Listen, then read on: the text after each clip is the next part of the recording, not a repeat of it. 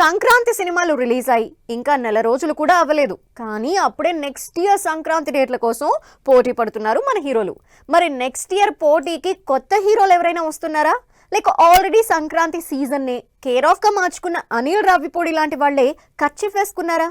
సంవత్సరమంతా సినిమాలు రిలీజ్ చేసే ఛాన్స్ ఉన్న ఒక్క సంక్రాంతికే పోటీ పడుతున్నారు మన హీరోలు. అసలు సిసలైన బిగ్గెస్ట్ సీజన్ సమ్మర్ని వదిలేసి సంక్రాంతి వైపే పరుగులు తీస్తున్నారు. అలా ఈ సంవత్సరం సంక్రాంతికి వరుసగా ప్రభాస్, చిరంజీవి, రవితేజ, శర్వానంద్, నవీన్ ఇలా వరుస పెట్టి అందరి సినిమాలు రిలీజ్ అయ్యాయి. వీటిలో కొన్ని హిట్ అయితే కొన్ని యావరేజ్ టాక్ తో సరిపెట్టుకున్నాయి. దీంతో సినిమాలకు మినిమం గ్యారంటీ ఉండాలంటే సంక్రాంతే బెస్ట్ సీజన్ అని ఫిక్స్ అయిపోయి నెక్స్ట్ ఇయర్ 2027 సంక్రాంతి రిలీజ్ డేట్ల కోసం ఇప్పట్నుంచే పోటీ పడుతున్నారు. కొన్నేళ్లుగా సంక్రాంతిని తనకి కేర్ ఆఫ్ అడ్రస్ గా మార్చుకుని హిట్లు కొడుతున్న డైరెక్టర్ అనిల్ రావిపూడి ఈ సంవత్సరం కూడా మన శంకర వరప్రసాద్ తో ఆడియన్స్ ముందుకొచ్చారు. చిరంజీవి హీరోగా చేసిన ఈ సినిమా 370 కోట్లకు పైగా కలెక్షన్లు సాధించి సంక్రాంతి హిట్ అయింది.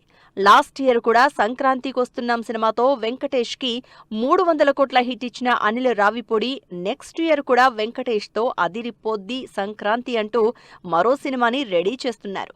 ఈ సంక్రాంతి సినిమా రిలీజ్ టైంలోనే నెక్స్ట్ ఇయర్ సంక్రాంతికి కూడా సినిమా చేస్తున్నాను అని చెప్పిన Anil Ravipudi already title reveal చేసి ఆడియన్స్ లో క్యూరియాసిటీ క్రియేట్ చేశారు. ఈ సంవత్సరం సంక్రాంతికి హిట్ కొట్టారు చిరంజీవి. అంతకుముందు కూడా వాల్తేరు వీరయ్యతో సంక్రాంతికే హిట్ అందుకున్నారు మెగాస్టార్. అందుకే ఈ సెంటిమెంట్ నే మళ్లీ ఫాలో అవ్వాలని చూస్తున్నారు. అందుకే వాల్తేరు వీరయ్య కాంబినేషన్ ని సంక్రాంతికి రిపీట్ చేయడానికే ప్లాన్ చేస్తున్నారు. బాబీతో చేయబోతున్న సినిమాని నెక్స్ట్ సంక్రాంతికి రిలీజ్ చేయబోతున్నట్లు ఆల్రెడీ టాక్ స్పీడప్ అయింది. ఈ మధ్య కాలంలో బాలయ్య కూడా సంక్రాంతిని టార్గెట్ చేస్తున్నారు.